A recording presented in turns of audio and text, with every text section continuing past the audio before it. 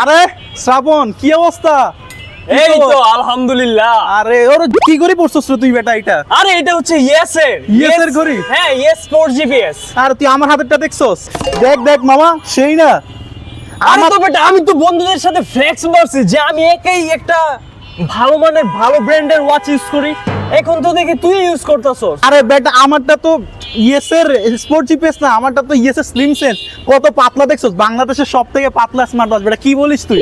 আর ভাই এটা মানে যখন আমি অফিসে যাই বসে থাকি 1 ঘন্টা পর পর মেসেজ দেয় আরে। যে এই তুই উঠ, তোর এখন হাঁটা দরকার, তোর ব্লাড লেভেলে তো ব্লাড অক্সিজেন লেভেলে তো ওরে মানে সবকিছু তোমার মনে করো, মানে আমি হাঁটলে কত কিলোমিটার হাঁটছি, আমার শরীর থেকে কত পরিমাণে এনার্জি নষ্ট হইতেছে, আমার কত পরিমাণ ক্যালোরি নিতে হবে, সবকিছু সে বলে দিচ্ছে। তোরটা তো দেখলাম বরফের মধ্যে একটা ভিডিও করে রাখছিল, দেখলাম বরফের মধ্যে রাইখা একদম ভাঙছিল, যে সেই হয়েছে মামা, সেই জোস জোস। ওই বরফের ভিডিওটা দেখেই তো আমি এটা নিচ্ছি। আরে কি বলি? নেওয়ার পর তো দেখি ভাই কি এই প্রাইজের মধ্যে মাথা নষ্ট করে একটি স্মার্ট ওয়াচ।